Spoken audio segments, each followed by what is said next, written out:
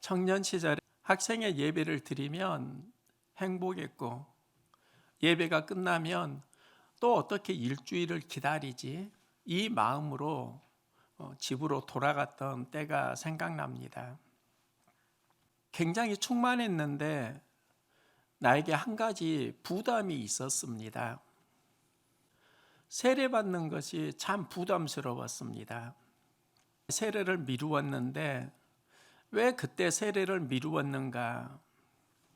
세례 문답을 하는데 그 문답 내용을 보니까 내가 다 지킬 자신이 없는 겁니다. 세례 문답 모두 다 지킬 자신이 없어서 미루었는데요. 지금은 세례를 받고 목사가 되었습니다. 지금은 이런 고민을 합니다.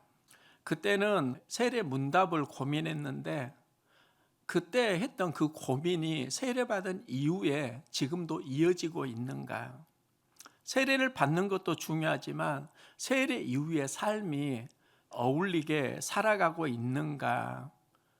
세례받기 전에는 신중하게 신앙 고백을 하고 세례를 받았는데 세례받은 이후에 나의 삶의 모습은 어떠한가? 바울은 세례를 말하는데 이스라엘 백성이 바다 가운데서 세례를 받았다. 이 바다가 홍해바다입니다. 왜 홍해바다 사건을 바울은 세례 사건으로 말하고 있지? 여기에는 의미가 있습니다. 홍해바다를 건너기 전에 이스라엘 백성은 애굽 왕 바로의 영향을 받습니다. 홍해를 건넌 이후에 애굽과 단절되고 하나님의 백성으로 살아갑니다. 세례는 하나님의 백성으로 살아가는 삶이라고 할 수 있습니다. 출애굽을 보면 하나님이 모세를 보내시고 바로에게 이스라엘은 내 백성이다, 내 백성을 보내라. 바로는 이 말을 거절합니다. 이 마음을 강팍하다라고 말합니다. 지금 이 시대가 강팍해지고 있습니다. 나 하나님의 백성으로 살기 싫어요. 하나님께 속했다는 것을 거부하는 마음, 이게 바로 강팍입니다. 애굽에 10가지 재앙을 내리시는데요. 하나님 내리신 재앙을 보면 여기에는 애굽 신과의 영적 전쟁이 있습니다. 10가지 재앙은 그냥 내려지는 게 아니라 하나님의 주권을 인정하지 않는 세력과의 영적 전쟁이었습니다. 그들은 출애굽을 하고 홍해를 만나는데 이 홍해 사건이 무엇인가? 나 애굽 백성으로 살 것인가? 하나님의 백성으로 살 것인가? 이 구별점, 전환점입니다. 홍해를 건너지 않으면 이스라엘 백성은 애굽 바로 왕의 다스림 속에 살아야 하고요. 홍해를 건너면 애굽 영향력에서 벗어나고 하나님 백성으로 살아갑니다. 바울은 이 사건을 세례라고 이야기합니다. 하나님의 백성으로 살겠다는 신앙 고백, 이걸 세례라고 말합니다. 세례를 받으면 세례에 어울리는, 하나님의 백성에 어울리는 삶이 무엇인가? 예수님의 세례 사건에서 보여주고 있습니다. 공관복음에 모두 다 예수님의 세례 사건이 기록이 되어 있는데요. 마가복음에는 곧 물에서 올라오실새, 세례를 받으시고 올라오실새 하늘이 갈라짐과 성령이 비둘기같이 내려오심을 보시더니, 하늘이 갈라졌다. 마태복음에서는 하늘이 열렸다, 이렇게 기록을 하고 있습니다. 예수님이 세례를 받으시고 제일 먼저 경험하시는 것이 하늘 문이 열리는 체험입니다. 세례 이후 하늘 문을 따라가는 사람이 세례받은 하나님의 백성입니다. 내가 어느 문을 따라가는가, 어느 문이 나에게 열려 있는가를 보면 내가 누구인지 알 수 있다고요. 많은 사람들이 예수님 행한 이적을 보고 예수님이 누구야? 궁금해합니다. 어떤 이는 엘리야라고 하고 어떤 이는 죽은 세례 요한이 살아났다, 이런 말도 합니다. 이런 이야기를 예수님 들으실 때 제자들에게 묻습니다. 남들이 하는 이야기가 아니라 너는 나를 누구라고 하느냐? 남의 이야기 아니에요. 나의 이야기가 무엇인가? 예수님 듣기를 원하십니다. 베드로가 자신의 신앙을 고백하는데요. 주는 그리스도시요 살아계신 하나님의 아들이시니이다. 이 신앙 고백을 문의 관점으로 이해할 수 있습니다. 예수님은 베드로의 신앙 고백을 들으시고 그를 반석이라고 하시고 그 위에 교회를 세우시고 천국 열쇠를 그 신앙 고백 위에 줍니다. 신앙 고백을 들으시고 예수님이 열어주신 문이 무엇인가? 바로 천국 문입니다. 이때부터 예수님은 제자들에게 십자가 사건 이야기를 하십니다. 많은 고난을 받고 죽임을 당하고 3일 만에 살아나야 할 것을 제자들에게 비로소 나타내시니, 이 비로소가 이제 십자가에 대한 이야기를 할 때가 되었다는 겁니다. 십자가 앞에 연단을 받아야 하고 때로는 그 신앙의 과정 속에서 그 십자가를 만나야 할 때가 되었다. 이때 베드로가 예수님에게 항변하는데요. 주여 그리 마옵소서, 일이 결코 주께 미치지 아니하리이다.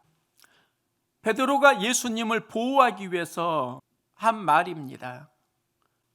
그런데 예수님이 베드로에게 이렇게 말씀합니다. 사탄아, 내 뒤로 물러가라. 너는 나를 넘어지게 하는 자로다. 조금 전에는 천국 열쇠를 주었는데 이제는 곧바로 사단아 물러가라, 이렇게 말씀하십니다. 신앙 고백을 할 때 하늘 문이 열렸습니다. 그리고 신앙 고백의 정점을 예수님은 십자가와 연결하십니다. 십자가를 거부하면서 살아가는 삶, 이것을 사단의 영성이다. 예수님은 이렇게 이해를 하시고요. 사단아 물러가라, 이 말씀을 하시는데 이 베드로 경험을 보면 우리들의 경험일 수 있습니다. 저도 항상 성장을 어디에서 하는가 보니까 십자가를 통해서 하고요. 내가 어디에서 멈추고 주저앉는가 영적으로 보니까 십자가 앞에서 하고 있습니다. 이게 정확하더라고요. 십자가 신앙은 우리에게 디딤돌입니다. 또 걸림돌입니다. 십자가를 통해서 성장하는 디딤돌 신앙이 있고 그 앞에서 무너지는 걸림돌 신앙이 있습니다. 베드로가 신앙 고백을 한 이후에 예수님 십자가를 감당하지 마소서, 베드로의 눈에 십자가에 대한 인식이 고난이고 사망이라는 걸 보기 때문입니다. 우리도 십자가를 그렇게 보고 있지 않습니까? 그런데 이 십자가 사건이 사단이 들어오는 통로이면서 하늘 문을 열어가는 생명의 통로라고 하면 우리의 눈이 무엇을 보고 있는가? 우리의 신앙이 십자가를 통해서 전환점을 맞이하고 있다는 겁니다. 십자가를 감당할 때 구원의 하늘 문이 열리고 감당하기 어렵고 못할 때 마귀가 유혹하고 우리 마음을 침범합니다. 그래서 예수님은 십자가를 막는 베드로에게 사단아 물러가라 말씀하십니다. 여러분의 삶이 만나는 십자가 어떤 비전으로 보고 계십니까? 베드로는 죽음과 고난으로 보고 있습니다. 우리들의 시각입니다. 예수님은 구원과 생명으로 보고 계십니다. 비전이 다른 겁니다. 십자가를 고난으로만 보면 그건 베드로의 비전이고요. 이 고난에서 하나님 나라를 보는 눈, 이게 예수님의 비전입니다. 오늘날 대부분의 그리스도인들이 실은 베드로 비전으로 살아가고 있더라고요. 저도 베드로 비전으로 내 영혼이 많이 갇히는 것을 경험하고 또 마음으로 아파하고 있습니다. 바울과 실라가 복음을 전하다가 지하 감옥에 갇히는 사건이 있는데요. 제가 이 사건도 문의 관점으로 이해하게 되었습니다. 지하 감옥에 우리가 들어가면 보통 불평, 원망, 짜증을 냅니다. 바울과 실라는 하나님을 찬양하고 기도합니다. 찬양과 기도가 하늘 문을 여는 겁니다. 하늘 문을 여니까요, 지진이 일어나고 감옥 문이 열립니다. 인생이 하늘 문을 열면 내 인생의 문제가 풀린다는 겁니다. 이 원리를 우리가 신앙으로 살아가야 되는데 하늘 문을 열지 못하고 그 감옥만 열려고 힘을 쓰니까 문제가 해결되지 않는 것이지요. 지진이 일어나고 감옥 문이 열리니까 내 문제가 풀립니다. 우리는 여기에서 이제 나 구원받았다 생각합니다. 그런데 본문을 보면은요, 구원은 그 이상입니다. 그 당시의 문화를 보면 죄수가 감옥에서 나가면 그 죄수의 죄값을 간수가 담당해야 했습니다. 죄수가 사형수인데 간수가 그를 지키지 못하고 빠져나가면 간수가 사형을 당하는 겁니다. 바울과 실라가 감옥 문이 열리고 지진이 나고 이제 나갔다고 생각하니까 처벌받을 자신이 두려워서 간수가 칼로 자결하려고 합니다. 바울이 내 생명을 해하지 말라, 우리가 여기에 있다, 이렇게 말을 합니다. 그때 또 하나의 문이 열리는데요, 간수의 마음 문이 열립니다. 문이 열리면 도망가는 게 그의 상식인데 바울과 실라가 도망가지 않고 간수가 자결하려고 하니까 내 몸을 해하지 마라, 우리가 여기 있다, 이 말을 듣고 마음에 감동이 살아나고요. 이 사람들이 왜 여기에 잡혀왔지? 그가 말하는 구원이 무엇이지? 그러면서 내가 어떻게 하여야 구원을 받으리까? 바울과 실라에게 묻는 겁니다. 이 질문을 보면 간수의 마음 문이 열렸다는 걸 알 수 있습니다. 마음 문이 열리니까 주 예수를 믿으라, 그리하면 너와 내 집이 구원을 받으리라. 여기서 구원이 나오더라고요.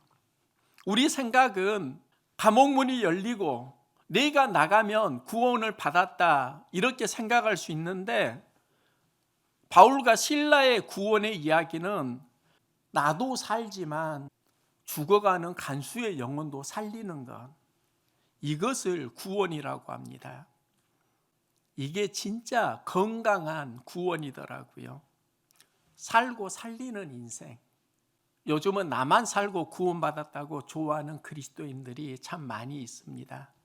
개인주의로 흐르고 있습니다. 교회 공동체가 힘들어지고 있습니다.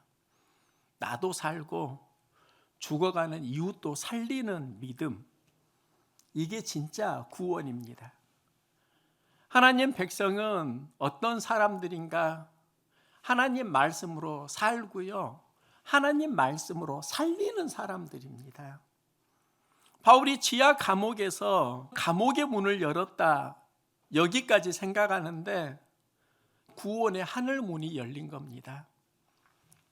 내 문제도 해결되고 간수의 영혼도 구원하고 간수뿐만 아니라 그 가족까지 구원하는 하늘 문이 열리는 겁니다. 하늘 문이 열리고요, 예수님께서 경험하는 게 하늘로부터 소리가 나기를 너는 내 사랑하는 아들이라 내가 너를 기뻐하노라. 하나님 음성을 듣습니다. 내 사랑하는 아들이라 내가 너를 기뻐하노라.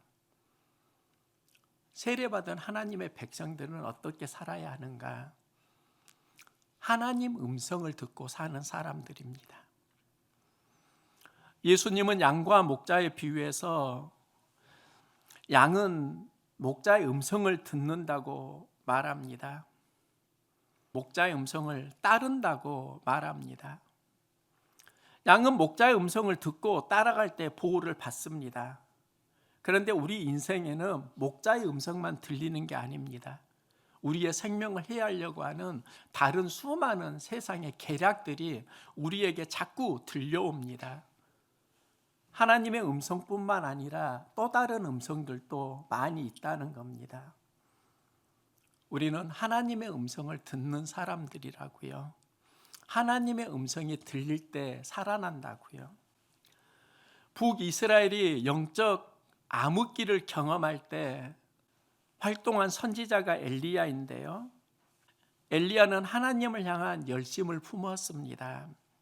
이스라엘 백성이 하나님을 떠나 바알과 아세라 우상을 섬기니까 이 상황을 전환하고자 갈멜산에서 누가 참 신인지 한번 대결해 보자.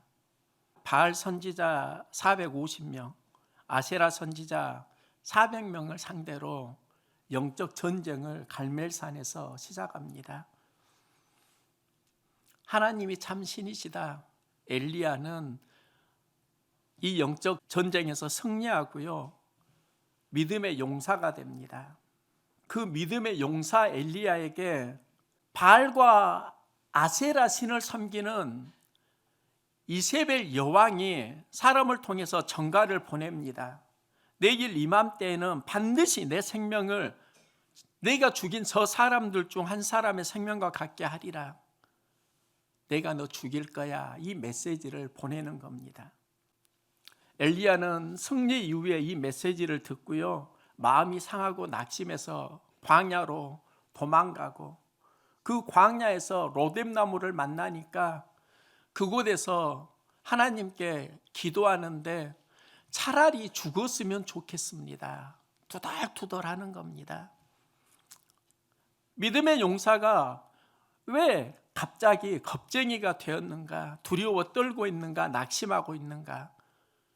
하나님의 음성은 그에게 맡기고 이세벨의 음성이 그를 주도하고 있기 때문입니다.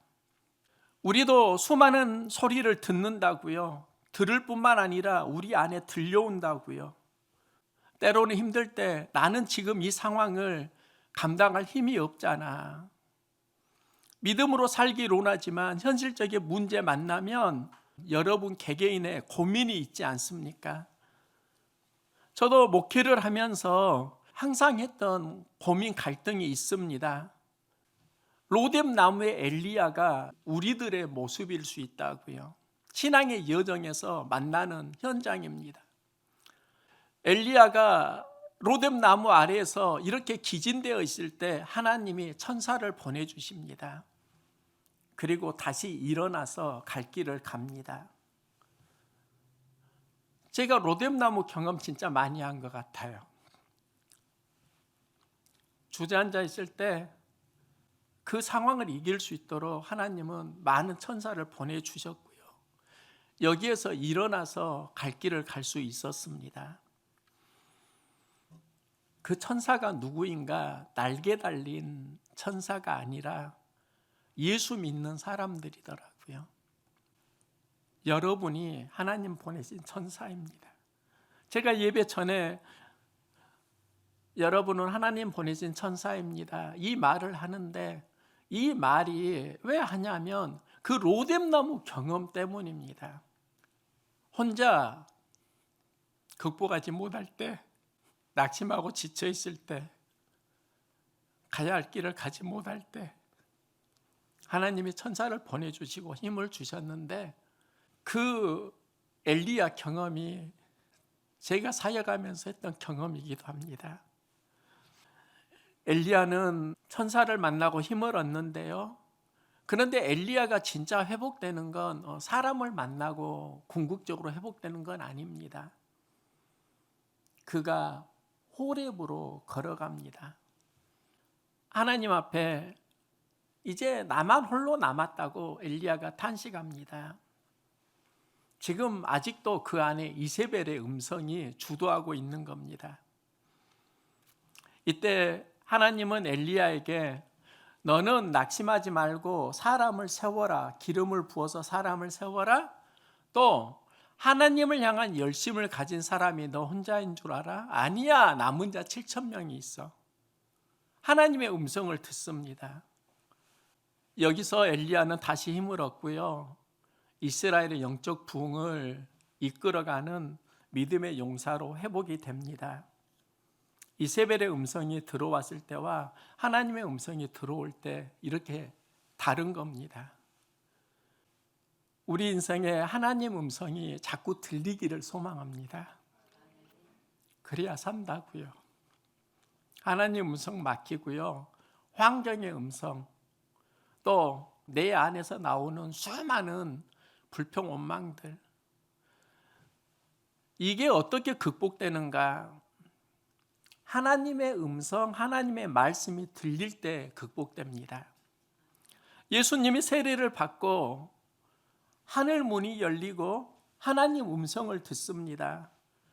너는 내 사랑하는 아들이라. 내가 너를 기뻐하노라. 예수님에게만 하시는 말씀일까요? 우리에게 하시는 말씀이에요. 우리가 예수를 영접하면 하나님 자녀가 됩니다. 너는 내 사랑하는 아들이라. 사랑하는 딸이라. 내가 너를 기뻐한다고 기쁨을 선포합니다. 여기에서 무엇이 회복되는가? 내가 세상에서 버림을 받았고 때로는 굉장히 초라한 삶을 살아갈지라도 너는 하늘에 속해 있고 하나님의 아들이야, 하나님의 딸이야. 이 믿음이 있으면 자존감 살지 않습니까? 수많은 사람들이 자존감이 무너지니까 힘을 못 내더라고요. 하나님 음성을 듣고 자존감 회복해야지 돼요. 내가 너를 기뻐한다. 여기서 내 안에 있는 모든 부정적인 감정이 전환되는 겁니다. 하나님 말씀을 들으면 무슨 일이 일어나는가? 자존감이 살아나고 나를 지배하고 있는 부정적 감정이 전환됩니다. 긍정적으로 다시 회복됩니다. 예수는 세례를 받으시고요. 이제 하늘 문이 열리고 하나님 음성을 듣고 그 다음에 성령의 인도를 받습니다. 하나님의 백성은 성령의 인도를 받는 사람들입니다.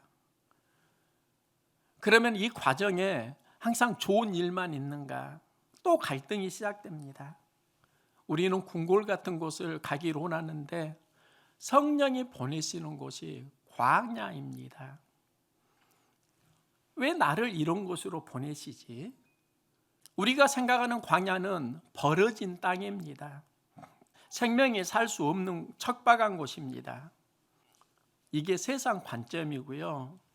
믿음의 관점으로 보면 광야는 우리가 하나님 말씀을 만나는 곳입니다. 하나님의 말씀을 체험하는 곳입니다. 여기서 훈련받고 세상을 살아갈 힘을 공급받는 곳입니다. 성령이 인도하는 곳으로 가면 버려진 그곳도 하나님이 새 힘을 주시는 축복의 장소가 된다는 겁니다. 중요한 것은 내 인생이 광야에서 사는가 궁궐에서 사는가 아니라고요. 우리의 관심은 광야인가 궁궐인가인데 보다 중요한 건 그 장소에서 누구의 인도를 받느냐입니다. 성령의 인도하심을 따라갈 때 하나님이 보호해 주신다. 이 믿음을 가지고 사는 사람들, 이렇게 살아야 하는 사람들이 하나님의 백성이에요. 그러면 이긴다고요. 미국 대통령이 우크라이나를 방문했습니다. 이런 마음이 들더라고요. 우크라이나가 어떻게 강대국 소련을 상대로 지금 무너지지 않고 버티고 있지? 우크라이나를 도와주는 미국 같은 나라가 있기 때문이구나. 미국 대통령의 방문이 우크라이나에게 치열한 전쟁에서 어떤 힘을 주고 있구나. 여러분 마음속에 수많은 영적 전쟁이 있지 않습니까? 갈등하고 신음하는 또 다른 나의 어떤 모습들이 있지 않습니까? 영적 전쟁 중에 내 마음도 있더라고요. 작년에는 참 치열하게 산 것 같습니다. 성경 보수를 하면서 정말 치열했고요. 그 치열함 속에서 하나님과의 친밀한 교제가 민감하게 있었습니다. 그런데 어느 순간부터 내 안에 그 친밀함이 약화되고 있다는 것을 알게 되었습니다. 지금은 홀로 교회 보수 인테리어를 하고 있습니다. 꾸준히 홀로 하는데 작년처럼 치열한 것은 아닙니다. 치열하지 않다 보니까 서서히 무뎌지는 영적 감각들이 새록새록 자꾸 떠오르는 겁니다. 그래서 하나님께 새벽에 기도합니다. 하나님, 내 영혼에 방문해 주세요. 하나님의 신방을 받게 해주세요. 여러분이 지쳐 있을 때, 여러분이 감당할 수 없을 때 하나님께 신방을 청하십시오. 하나님의 방문을 받으십시오. 세례 이후 예수님이 경험하는 게 그런 거더라고요. 세례를 받으시고 하나님의 방문을 경험하는 겁니다. 하늘 문이 열립니다. 그리고 하나님의 음성이 들려옵니다. 하나님의 음성을 듣고 성령의 인도를 따라갑니다. 이게 세례 이후에 예수님의 경험이라고 하면 우리도 해야 되는 동일한 경험입니다. 세례받는 것 중요하지만 그 이후에 우리가 경험해야 하는 것은 본질적으로 더 중요합니다. 세례받기 전에 하나님 백성으로 살겠다고 고백했잖아요. 세례 이후에도 하나님 고백하면서 살아가시나요? 내 안에 하늘 문이 열려 있나요? 하나님의 음성이 들려오나요? 성령의 인도가 있나요? 다시 한번 점검을 해야 합니다. 하나님은 세례받은 이후에 우리의 삶을 보고 계신다고요. 그리고 하나님은 우리 마음에 방문하기를 원하시고 세임 주시기를 원하신다고요. 현장에서 하나님 나라에 어울리는 백성의 삶을 살아가십시오. 하늘 문이 열리고 하나님의 음성이 우리를 인도하고 성령이 보호해 주는 삶, 우리가 함께 믿음으로 살아갈 수 있기를 소망합니다.